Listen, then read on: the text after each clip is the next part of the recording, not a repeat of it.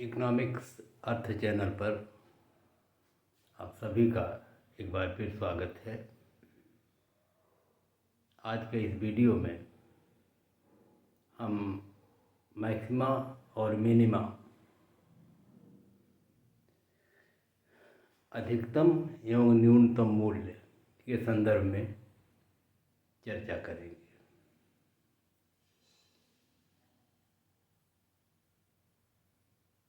इस अध्ययन में हम एक चर वाले फलनों में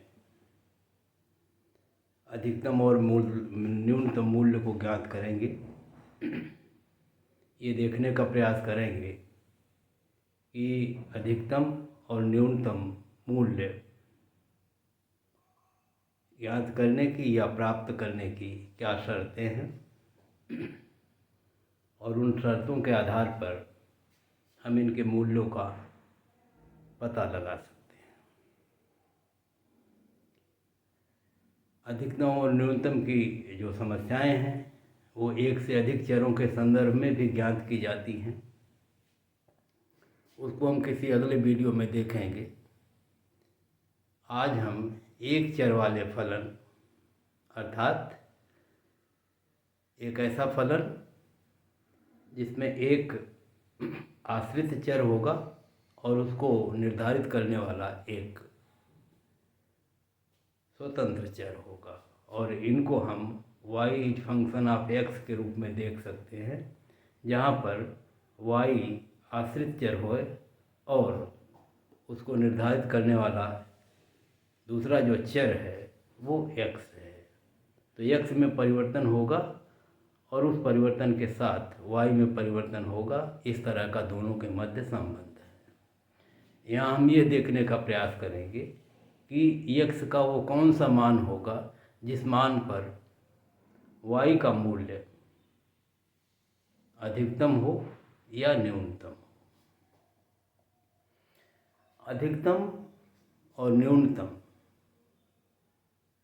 की जो समस्या है वो अर्थशास्त्र में बहुत महत्वपूर्ण है, क्योंकि अर्थशास्त्र में चाहे उपभोक्ता के उपयोगिता की बात हो, चाहे उत्पादक के उत्पादन की बात हो, साहसी के लाभ की बात हो, हानि की बात हो, हमारा लक्ष्य होता है कि हम अपनी उपयोगिता को अधिकतम करें, उत्पादक अपने उत्पादन को अधिकतम करे, साहसी अपने लाभ को अधिकतम करे, और यदि हानि हो रही है तो वो उसे न्यूनतम करने का प्रयास करे। तो ऐसी स्थिति में हम अधिकतम और न्यूनतम की समस्याओं का अर्थशास्त्र में अध्ययन करते हैं, और अर्थशास्त्र के जो एजेंट हैं, उत्पादक या उत्पादक उपभोक्ता या इसी तरह के तमाम लोग जो अपने लक्ष्य को अधिकतम करने का प्रयास करते हैं, और ऐसी स्थिति में अधिकतम और न्यूनतम की समस्याएं हमें अर्थशास्त्र में पढ़नी होती है और पढ़ने की आवश्यकता पड़ती है। हम इन्हें सरलतम रूप में जब देखने का प्रयास करते हैं तो हम वक्रों के माध्यम से इसे पढ़ते हैं और ये देखने का प्रयास करते हैं कि x के किस मूल्य पर फलन के मान अधिकतम या न्यूनतम होंगे। और जब हम थोड़ा और उच्चतर गणित का प्रयोग करते हैं तब हम कैलकुलस की सहायता से बीजगणितीय समीकरणों के माध्यम से हम उन वैल्यूज को प्राप्त करने का प्रयास करते हैं जो किसी चर के संबंध में अधिकतम या न्यूनतम होती है। हम आज रेखागणितीय विधि से अधिकतम और न्यूनतम की समस्या को समझने का प्रयास करेंगे, जो एक तरह से सबसे सरलतम रूप है, और इन्हीं के माध्यम से हम उन शर्तों को भी ज्ञात करने का प्रयास करेंगे जो अधिकतम या न्यूनतम मूल्यों को प्राप्त करने के लिए आवश्यक होती हैं, पर्याप्त होती हैं। तो आइए हम लोग देखने का प्रयास करें कि अधिकतम और न्यूनतम मूल्य कब होता है। उन्हें अगर हम वक्रों के रूप में दिखाएं तो किस स्थिति में इस मूल्य को हम देख सकते हैं, और इनके आधार पर अधिकतम और न्यूनतम मूल्य की जो एक तरह से कहते हैं दशाएं हैं, उन्हें प्राप्त कर सकते हैं। यहाँ हमने इस जो चित्र है फिगर 1 में मैक्सिमा की स्थिति प्रदर्शित है, और फिगर 2 में जो है ये मिनिमा की स्थिति प्रदर्शित है। तो पहले चित्र से प्रारंभ करते हैं। हमारा जो फलन है वो y फंक्शन ऑफ x है, जिसमें y को हम y अक्ष पर प्रदर्शित कर रहे हैं, और x जो स्वतंत्र चर है जिसमें परिवर्तन होगा उसे हम x अक्ष पर प्रदर्शित कर रहे हैं। यहाँ पर हमने एक फलन को वक्र के रूप में दिखाने का प्रयास किया है, जिसमें हम अधिकतम मूल्य को प्रदर्शित कर सकें।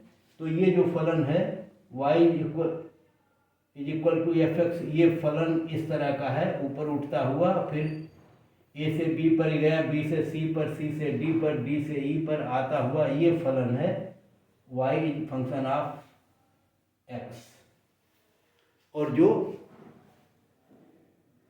उल्टे u आकार का दिख रहा हम लोगों को, और इस स्थिति में अगर हम इस फलन पर x के मान को देखें तो a की तुलना में b पर ये मान ज़्यादा है, ये ऊंचाई है इसकी, c पर ये मान और ज़्यादा है, d पर मान ये थोड़ा घट जाता है, e पर घट जाता है, और जो अधिकतम मूल्य इस फलन पर x का है वो x3 पर y का मूल्य cx3 है, जो सर्वाधिक है। तो ये अधिकतम मूल्य y का है जो इस c बिंदु पर है। हमको ये देखना पड़ेगा कि ये c बिंदु पर कौन सी दशाएं पूरी हो रही हैं, और उस रूप में जो सबसे सरलतम स्थिति है वो ये है कि y बिंदु के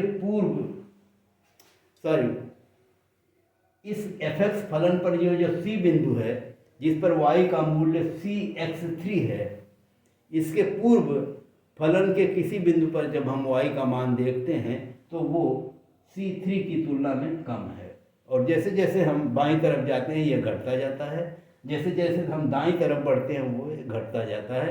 अर्थात इस c बिंदु के दोनों तरफ y के मूल्य cx3 से कम है। इसका अर्थ ये हुआ कि x3 पर y का मान सर्वाधिक है, अर्थात अधिकतम है। तो अधिकतम मूल्य को हम इस सरलतम रूप में y इक्वल टू fx वक्र से प्रदर्शित कर सकते हैं, और कर रहे हैं, और यहाँ c बिंदु पर अधिकतम मूल्य है। यहाँ पर अब हम ये देखने का प्रयास करेंगे कि इस वक्र के विभिन्न बिंदुओं पर जो इस वक्र की ढाल है वो कैसी है। अर्थात इनके विभिन्न बिंदुओं पर हम इस वक्र के टेंजेंट या स्पज्या के मान को ज्ञात करने का प्रयास करेंगे, और सरलतम रूप में हम इसे ज्ञात करने के लिए जिन जिन बिंदुओं पर हम इस टेंजेंट या वक्र की ढाल को ज्ञात करते हैं उन बिंदुओं पर हम इस वक्र की या इस फलन पर एक स्पर्श रेखा खींचते हैं, और उन स्पर्श रेखाओं को हम देख सकते हैं इस रूप में। एक ए बिंदु पर स्पर्श रेखा है। हमने क्योंकि ट्रिग्नोमेट्री में हम स्पज्या का मान ज्ञात करते हैं, और जो आधार पर ये स्पज्या कोण बनाती है उन कोणों के आधार पर हम टेंजेंट का मान ज्ञात करते हैं, और ये त्रिकोणमिति या ट्रिग्नोमेट्री में ये मान हमें प्राप्त हो जाते हैं। और इस प्रकार से हमने जानबूझकर ऐसे जो एंगल से आए स्पर्श रेखाएं बनाई हैं जो 60 अंश के हैं, कोण बना रही हैं आधार पर, या 30 अंश के कोण बना रही हैं। और क्योंकि इनके वैल्यूज हमें पता होते हैं, ट्रिग्नोमेट्रिक टेबल्स से देखे जा सकते हैं, और उन वैल्यूज को हम यहाँ लिख के देख सकते हैं कि इस बिंदु पर स्पज्या या टेंजेंट का मान क्या है। और उसके आधार पर हम अगले निष्कर्ष निकाल सकते हैं। तो यहाँ पर हमने इस कोण को 60 डिग्री रखा है। मतलब ए बिंदु पर जो स्पर्श रेखा हम खींच रहे हैं इस वक्र की, वो 60 अंश का कोण बना रही है। बी बिंदु पर जो स्पर्श रेखा खींची गई है वो 30 कोण बना रही है। इसी तरह दूसरी साइड पर भी जो दो बिंदु हमने लिए हैं, ई बिंदु और डी बिंदु, ई बिंदु पर 60 अंश का कोण है और डी बिंदु पर 30 अंश का कोण है। और क्योंकि इन कोणों की जो स्पज्या के मान होते हैं वो हमें ट्रिग्नोमेट्रिक टेबल से पता है। 30 अंश के कोण का जो मान होता है वो 1/√3 होता है, जिसका मान अगर हम देखें तो दशमलव के रूप में इस प्रकार से लिख सकते हैं। 60 डिग्री का जो टेंजेंट का मान होता है √3 होता है और जिसका मान करीब 1.73 आता है। तो ऐसे स्थिति में हमने ये जो 30 डिग्री का स्पज्या का मान है tan 30 डिग्री और ये है tan 60 डिग्री, तो ये मान दिए हुए हैं और इन मानों को यहाँ हमने लिखा है। और क्योंकि टेंजेंट ये फलन हमारा y जो फंक्शन ऑफ x है, तो जब हम उसका टेंजेंट निकालेंगे तो हम उस फलन का अवकलन करते हैं और जब फर्स्ट डेरिवेटिव जो निकलेगा उसे हम dy/dx कहते हैं। इस नाते यदि हमारा फलन y फंक्शन ऑफ x है मूल फलन, तो उसका जो अवकलन होगा, जो उसका टेंजेंट होगा, वो dy/dx में होगा। इसलिए 60 डिग्री और 30 डिग्री के टेंजेंट के जो मान होंगे वो dy/dx के मान होंगे और उन्हें हम इस रूप में लिख सकते हैं कि ए बिंदु पर dy/dx का मान 1.73 है और बी बिंदु पर dy/dx का मान 0.58 है। दूसरी तरफ का जो कोण बनता है वो टेंजेंट आधार पर जो कोण ये बनेगा, इधर का ये थीटा होता है, वो 120 अंश का कोण, 150 अंश का ये कोण होगा। और जब हम इस बिंदु पर टेंजेंट का मान निकालते हैं तो जो मान आता है वो ये 180 माइनस 150, अर्थात ये जो 150 है जिसे हम थीटा कह रहे हैं, तो 180 माइनस, जब इसमें से 180 माइनस ये घटाएंगे तो इधर का कोण आएगा, तो ये tan 135 अंश का मान जो होगा वो tan 30 के बराबर होगा। बस अंतर इतना है कि अब की बार tan के मान में माइनस का चिन्ह लगेगा। तो इस प्रकार से यहाँ पर इस कोण का मान डी बिंदु पर 0.58 होगा, लेकिन यहाँ पर ये प्लस होगा, यहाँ पर माइनस होगा। इसी तरह से ई बिंदु पर जो tan का मान होगा ये 1.73 माइनस 1.73 होगा। तो इस प्रकार से ए बिंदु पर, बी बिंदु पर, डी बिंदु पर और ई बिंदु पर dy/dx के मान हम इनके टेंजेंट के आधार पर ज्ञात कर सकते हैं। और सी बिंदु पर जो टेंजेंट होगा वो आधार के समानांतर एक क्षैतिजीय रेखा होगी, और जब ये रेखा क्षैतिजीय होती है, अर्थात जब ये 180 अंश का कोण बनाती है टेंजेंट, तो tan का मान 0 होता है। इसलिए सी बिंदु पर जो है टेंजेंट का मान है वो 0 होगा, तो dy/dx इस बिंदु पर 0 होगा। तो जो हमें अधिकतम का फलन दिया हुआ है और जिस y/fx में सी बिंदु पर फलन या y का मान अधिकतम है, उस अधिकतम बिंदु के पहले और उस अधिकतम बिंदु के बाद हम अगर इस वक्र के परिवर्तन की दर, जिसको हम dy/dx कह रहे हैं, जिसको हम स्पर्शजा कह रहे हैं या जिनको हम टेंजेंट कह रहे हैं, उनके मान इस प्रकार से होंगे।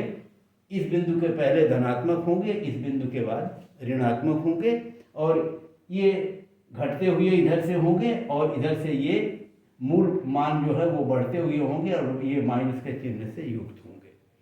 और अगर हम इन मानों को, जैसे हम कहें कि अगर ये हमारा पैनल ए है, इसी चित्र का एक और पैनल हम नीचे बना दें, पैनल बी, और ये देखने का प्रयास करें कि जब ये ए बिंदु पर x का मान x1 है, बी बिंदु पर x2 है, सी बिंदु पर x3 है, डी बिंदु पर x4 है और ई बिंदु पर x5 है, तो x के इन मानों पर इनके dy/dx के क्या मान हैं?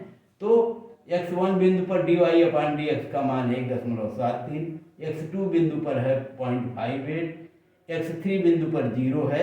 तो हम इनको इस पैनल में दिखाने का प्रयास कर रहे हैं। इस चित्र में जो पैमाना हमने माना है उसमें 1.73 ये है, ये 0.58 ये है, 0 ये है और अगले चरण में माइनस के रूप में 0.58 है और माइनस के रूप में ये 1.73 है, जो उनके dy/dx के मान हैं x के विभिन्न बिंदुओं पर। इस फलन का y = fx का जो मान है उस मान के आधार पर x के उन मानों पर उनके dy/dx के क्या मान हैं, टेंजेंट के क्या मान हैं, वो हमने यहाँ दिखाए। और उन मानों को dy/dx के मानों के आधार पर अगर हम कोई वक्र बनाएं तो ये वक्र ऊपर से नीचे गिरता हुआ होगा, जो ये प्रदर्शित करेगा कि जैसे जैसे x के मान बढ़ते हैं dy/dx के मान घटते हुए होंगे। तो dy/dx के जो मान हैं वो डिक्रीजिंग फंक्शन के रूप में है, घटते हुए फलन के रूप में है। हमें पता है कि जब कोई फलन बढ़ता हुआ होता है तो उस पर उसके dy/dx के मान धनात्मक होते हैं। जब कोई फलन घटता हुआ होता है निरंतर तो उसके प्रत्येक बिंदु पर dy/dx के मान जो है वो ऋणात्मक होते हैं।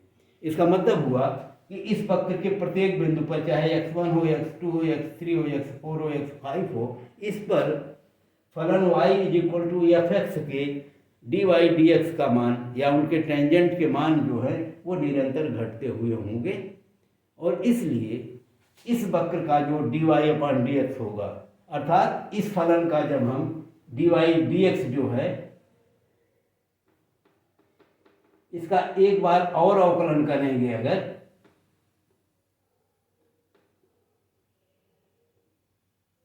तो ये जो है d/dx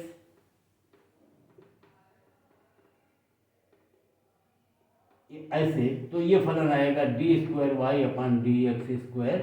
तो इसका मतलब हुआ कि इस फलन का जो अगला बार अवकलन होगा वो d²y/dx² होगा। और इस प्रकार प्रत्येक बिंदु पर वो मान ऋणात्मक होगा, क्योंकि ये फलन डिक्रीजिंग है। यहाँ लिखा हुआ function dy/dx is decreasing function, so d²y/dx² is negative at all values of x के सभी मूल्यों पर। इसके जो अवकलन होंगे वो निगेटिव होंगे, ऋणात्मक होंगे, या इस y = fx फलन का जो ये प्रथम अवकलन है, इनका जब फिर अवकलन करेंगे तो द्वितीय अवकलन आएगा, वो निगेटिव होगा। और ऐसी स्थिति में c जो अधिकतम बिंदु है, अधिकतम मान का बिंदु है फलन के, उस पर जो है प्रथम अवकलन का मान 0 होगा। इस बिंदु पर यह है नेसेसरी कंडीशन फॉर मैक्सिमा। और द्वितीय अवकलन का मान जो है वो ऋणात्मक होगा, अर्थात 0 से कम होगा। तो इस प्रकार अधिकतम के लिए दो शर्तें हमें प्राप्त होंगी। पहली शर्त ये होगी कि अधिकतम मूल्य पर प्रथम अवकलन का मान या dy/dx 0 होगा, और ये आवश्यक शर्त है, बिना इसके पूरा हुए अधिकतम बिंदु मूल्य जब होगा उस स्थिति में फलन के प्रथम अवकलन के मान 0 होंगे।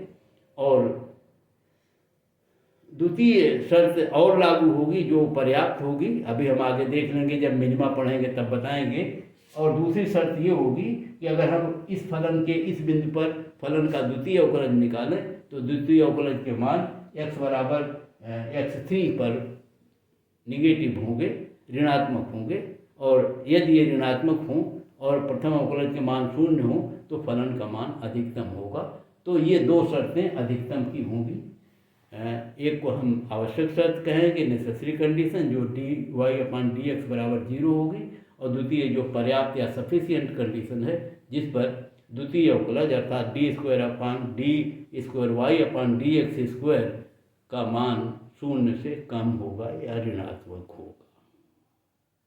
इसी तरह से हम लोग अब मिनिमा को भी देख सकते हैं, न्यूनतम वैल्यू की भी स्थिति का अध्ययन कर सकते हैं। और अब की बार जो वक्र हम लोग बनाएंगे वो न्यूनतम की स्थिति को प्रदर्शित करेगा। वो फिगर 2 में मिनिमा की स्थिति को प्रदर्शित किया गया है। और ये हमारा जो वक्र है, यू आकार का वक्र, ये वाला वक्र यहाँ से चल के ऐसे ए बिंदु से बी बिंदु पर, बी बिंदु से सी बिंदु पर, सी बिंदु से डी बिंदु पर, डी बिंदु से ई बिंदु पर, इस तरह का ये वक्र हमको दिख रहा है। और इसको हम y = fx लिख रहे हैं, अर्थात ये फलन y x पर निर्भर ये फलन जो है ये y = fx है। ये फलन जो u आकार का है, इस फलन पर भी हमने उसी तरह से 5 बिंदुओं को लिया है। एक बिंदु A, एक बिंदु B, एक बिंदु C, एक बिंदु D, एक बिंदु E।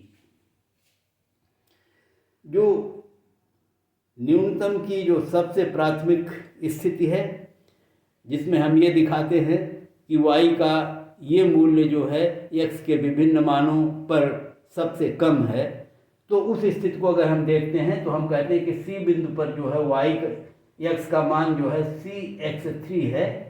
और C बिंदु के चाहे हम बाएं देखें चाहे दाएं देखें, अगर बाएं जाएं तो वक्र ऊपर बढ़ रहा है, अगर दाएं जाएं तो भी वक्र ऊपर बढ़ रहा है। इसका मतलब ये हुआ कि x3 से कम जो x के मूल्य हैं उन पर सदैव y का मान x3 पर जो मान है, ये मान Cx3 उसकी तुलना में ज़्यादा है। अगर हम B बिंदु पर जाते हैं तो Bx2 है जो Cx3 से ज़्यादा है। और अगर दाईं तरफ जाते हैं तो ये जो Dx4 है वो Cx3 से ये भी ज़्यादा है। और इसलिए इस फलन पर जो सबसे कम मूल्य है वो C बिंदु पर है और ये मूल्य है Cx3। ये y का मूल्य है और x का मूल्य है x3। तो जब x3 मूल्य है y का, x का, तो इस मूल्य x के इस मान पर y का मान सबसे कम है, वो है Cx3। और इसलिए हम कह सकते हैं इस फलन में C बिंदु पर न्यूनतम मान है y का, अर्थात ये y का न्यूनतम मूल्य है। और उसी तरह से हम ये देखने का प्रयास करेंगे कि इस बिंदु पर कौन सी दशाएं लागू हो रही हैं गणितीय दृष्टि से।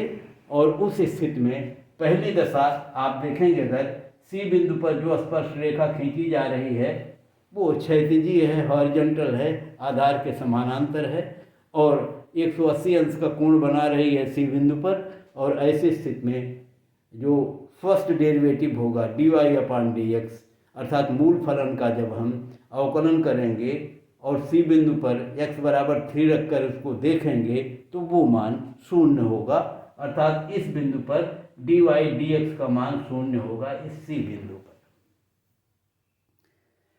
C बिंदु के पहले के 2 बिंदु यदि हम देखें, एक है A, एक है B। A बिंदु पर जो स्पर्श रेखा खींची गई है वो इधर से जो कोण बना रही है वो 150 अंश का है, 120 अंश का है। और जब 180 में से 120 घटाएंगे तो ये कोण 60 अंश का आएगा। तो ऐसी स्थिति में हम बता रहे हैं कि ये कोण जो है 60 अंश का कोण बना रही है। इधर से अगर हम देखेंगे तो एक क्लॉकवाइज है, एक एंटी क्लॉकवाइज है। तो ये हम क्लॉकवाइज जब देखते हैं तो ये 60 कोण बना रहा है, इधर से एंटी क्लॉक देखेंगे तो 120 अंश का कोण बना रहा है। हम जानते हैं कि जब हम टेंजेंट का मान निकालते हैं तो 180 माइनस ये थीटा अर्थात 120 बराबर होगा 60 अंश के कोण से ये मान ज्ञात करते हैं। इस नाते हमने उसको 60 अंश लिख रखा है पहले से। तो इस जो वक्र बिंदु है उस पर 60 अंश का कोण बनेगा और जब इस कोण से हम टेंजेंट का मान ज्ञात करेंगे तो ये माइनस होता है। जब ये कोण 90 अंश से ज़्यादा होते हैं तो टेंजेंट के मान माइनस होते हैं। और इस स्थिति में इस बिंदु ए बिंदु पर जो टेंजेंट बन रहा है वो 60 अंश का है और इसका मान -1.73 होता है। इसी तरह से बी बिंदु पर जो स्पर्शजा कोण बना रही है वो 30 अंश का है और इसका मान -0.58 होगा। इस पर 0 होगा। आगे जब हम बढ़ेंगे तो ये वक्र ऊपर बढ़ रहा है। हम जानते हैं कि जब वक्र नीचे गिरता है तो टेंजेंट के मान ऋणात्मक होते हैं, जब वक्र ऊपर उठता है तो टेंजेंट के मान धनात्मक होते हैं। तो ऐसी स्थिति में इस बिंदु पर कोण 30 अंश का बन रहा है, इस बिंदु पर कोण 60 अंश का बन रहा है, तो इस बिंदु पर 0.58 आएगा dy/dx का मान या स्पज्या या tan का मान, और इस बिंदु पर 1.73। और अगर हम इस dy/dx के मानों को एक अलग फलन के रूप में देखें, जिसमें हम ये देखेंगे कि dy/dx के मान क्या होंगे x के विभिन्न मूल्यों पर, तो उनको हम इस नीचे वाले पैनल में दिखा सकते हैं। ये हमारा a है और ये b है इसका, और इसमें हमने ठीक इन्हीं मूल्यों पर, ये x1 है, ये x2 है, ये x3 है, ये x4 है, ये x5 है, तो इन बिंदुओं पर ये फलन के मान को y=fx दिखा रहा है, और इन्हीं x के मूल्यों पर इसके जो अवकलज या dy/dx के मान हैं ये और ये, उनको ये वक्र दिखा रहा है। पहले ये मान ऋणात्मक है, 1.73 ये है, देखिए माइनस में है, ये 0.58 है, ये 0 है, ये 0.58 है धनात्मक, और 1.73 ये है धनात्मक। और इन मूल्यों को जब हम मिलाएंगे एक वक्र से तो dy/dx का ये वक्र बनेगा, और ये dy/dx का वक्र जो है ये निरंतर ऊपर की तरफ बढ़ता हुआ है, इंक्रीजिंग फंक्शन है। और आपने देखा कि जब ये फलन बढ़ता हुआ होता है तो dy/dx के मान धनात्मक होते हैं। तो वैसी स्थिति में जब dy/dx के मान धनात्मक होंगे प्रत्येक बिंदु पर इस बढ़ते हुए फलन के x1 पर भी, x2 पर, x3 पर, x4 पर, x5 पर, तो इस बिंदु पर भी जिस पर फलन का मान न्यूनतम है उस पर भी dy/dx का जो अवकलज होगा, अर्थात ये जो d/dx dy/dx का जो है, इसका जब हम अवकलन करते हैं तो यही टेंजेंट होता है इस फलन का, और ये मान को हम लिखते हैं d²y/dx²। यही सेकंड डेरिवेटिव है इस y फंक्शन ऑफ x का। फर्स्ट डेरिवेटिव ये है, इसका अवकलन किए तो ये आया, इसका अवकलन किए तो ये आया, और ये जो है ये ग्रेटर देन जीरो, ये जो है अब की बार धनात्मक आएगा, ग्रेटर देन 0 होगा। तो इस बिंदु पर जब फलन का मान न्यूनतम है x3 पर, वो है cx3, तो फर्स्ट डेरिवेटिव जो है इस बिंदु पर फलन के इस c बिंदु पर dy/dx 0 होगा। और जब द्वितीय अवकलज हम निकालेंगे, अर्थात इस फलन का अवकलन फिर करेंगे, तो उस अवकलन का मान इसके प्रत्येक बिंदु पर धनात्मक आएगा, ग्रेटर देन 0 आएगा। अर्थात इस न्यूनतम बिंदु पर भी dy/dx का जो सेकंड डेरिवेटिव है, dy/dx का डेरिवेटिव या इस y=fx का द्वितीय अवकलज वो धनात्मक होगा, और ये इसकी आवश्यक शर्त, पर्याप्त शर्त होगी। पर्याप्त और आवश्यक शर्त हम इसलिए कह रहे हैं क्योंकि दोनों अध्ययनों में, मतलब दोनों मैक्सिमा और मिनिमा दोनों में हम देख रहे हैं कि अधिकतम मूल्य या न्यूनतम मूल्य दोनों पर फलन का प्रथम अवकलज 0 होगा। तो जब दोनों पर dy/dx का मान 0 होगा तो कैसे निर्धारित होगा कि फलन अधिकतम है या न्यूनतम है? और इसलिए हमको और आगे बढ़ना पड़ता है, और तब हम दूसरी स्थिति जो एक और शर्त ज्ञात करते हैं, अर्थात प्रथम अवकलज का फिर जब हम द्वितीय अवकलज निकालते हैं तब हम पाते हैं कि अधिकतम की स्थिति में द्वितीय अवकलज का मान ऋणात्मक होगा, 0 से कम होगा, न्यूनतम की स्थिति में 0 से ज़्यादा होगा। और अब जाहिर हो गया कि अगर द्वितीय अवकलज जो है ये कन्फर्म कर देगा कि फलन का मान कब अधिकतम है और फलन का मान कब न्यूनतम है। इसलिए ये तो आवश्यक है कि फलन अधिकतम और न्यूनतम होने के लिए दोनों के प्रथम अवकलज या dy/dx के मान 0 हों, लेकिन क्योंकि दोनों के 0 होंगे, ऐसी स्थिति में ये पता लगाना आवश्यक होगा कि कब अधिकतम होगा कब न्यूनतम होगा। तो दूसरी शर्त में कन्फर्म हो गया कि अगर द्वितीय अवकलज का मान 0 से ज़्यादा है तो फलन का मान न्यूनतम होगा। अगर द्वितीय अवकलज का मान 0 से कम या ऋणात्मक है तो फलन का मान अधिकतम होगा। तो एक चर वाला जो फलन होता है जिसमें कोई चर किसी एक चर पर निर्भर होता है, जैसे यहाँ पर y x पर निर्भर है, तो ऐसी स्थिति में x के किस मान पर फलन अधिकतम या न्यूनतम होगा वो हमें पता करना हो तो हम दो शर्तें प्राप्त करते हैं। पहली शर्त ये होगी अधिकतम के लिए और न्यूनतम के लिए, दोनों के लिए, कि प्रथम अवकलज या dy dx के मान जो हैं, necessary condition for maxima is dy dx is equal to 0 और necessary condition for minima is also dy upon dx is equal to 0। लेकिन जो सफिशिएंट कंडीशन है जो कंफर्म करेगी कि dy dx जब 0 है तो फलन अधिकतम है या न्यूनतम है, वो शर्त द्वितीय होगी। इस नाते हम इस शर्त को कहते हैं ये सफिशिएंट कंडीशन है। और ये कंडीशन है न्यूनतम की स्थिति में d² y upon dx² is greater than 0, अर्थात ये पॉजिटिव हो, और मैक्सिमा या अधिकतम की स्थिति में d² y upon dx² is less than 0, अर्थात ये निगेटिव। और जब हम अधिकतम और न्यूनतम की समस्याओं को बीजगणितीय फलनों के रूप में प्राप्त करेंगे, वैसी स्थिति में इन दोनों शर्तों का सहारा लेके या इन दोनों शर्तों के माध्यम से हम अधिकतम और न्यूनतम वैल्यूज को प्राप्त कर सकते हैं और करेंगे। तो इस प्रकार से आज के इस अध्ययन में हमने इन दोनों वैल्यूज को प्राप्त करने का प्रयास किया है जो अधिकतम और न्यूनतम की नेसेसरी, आवश्यक और पर्याप्त शर्तें हैं। आगे के वीडियोज में हम